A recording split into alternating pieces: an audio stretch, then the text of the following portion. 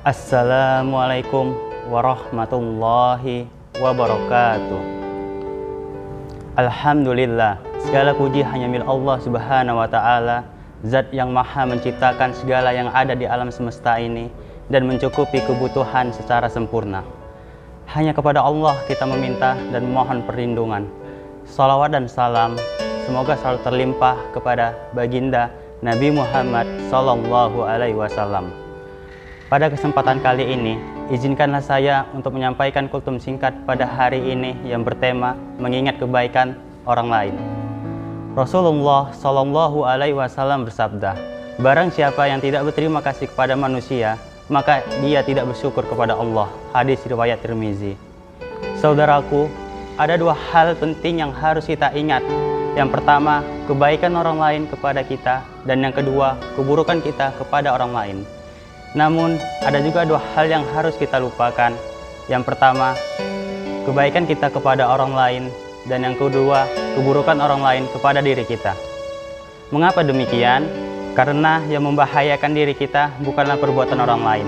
Demikian juga yang menjadi kebaikan terhadap diri kita bukanlah perbuatan orang lain. Yang menyebabkan datangnya keburukan dan kebaikan terhadap diri kita adalah perbuatan kita sendiri. Jikalau kita senantiasa mengingat keburukan kita terhadap orang lain, maka sikap yang akan lahir adalah kita senantiasa mawas diri untuk menjaga lisan dan sikap kita dari perbuatan buruk terhadap orang lain. Jikapun kita terlanjur bersikap demikian, maka kita akan segera bertaubat dan minta maaf kepada orang yang bersangkutan. Dan ketika kita mengingat kebaikan orang lain terhadap diri kita, maka akan membuat kita senantiasa bersyukur kepada Allah Subhanahu wa Ta'ala dan berterima kasih kepada orang bersangkutan. Kita pun akan termotivasi untuk berbuat kebaik kepada orang tersebut meski ia tidak memintanya. Sesungguhnya berterima kasih dan membalas kebaikan orang lain adalah salah satu bentuk syukur kita kepada Allah Subhanahu wa Ta'ala. Sebagaimana wasiat Rasulullah Sallallahu Alaihi Wasallam dalam hadisnya, barang siapa yang telah berbuat kebaikan kepada kalian, hendaklah kalian membalasnya.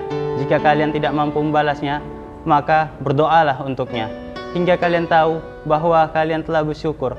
Allah adalah Zat yang Maha Tahu, berterima kasih dan sangat cinta kepada orang-orang yang bersyukur. Hadis riwayat Tabrani. Sahabatku, tidaklah Rasulullah Sallallahu Alaihi Wasallam mewasiatkan kepada kita untuk berterima kasih dan membalas kebaikan orang lain terhadap kita, kecuali pasti terdapat kebaikan di dalamnya. Berterima kasih dan membalas kebaikan orang lain adalah bentuk syukur kepada Allah Subhanahu wa Ta'ala, dan bersikap sebaliknya adalah tabiat orang yang kufur terhadap nikmatnya.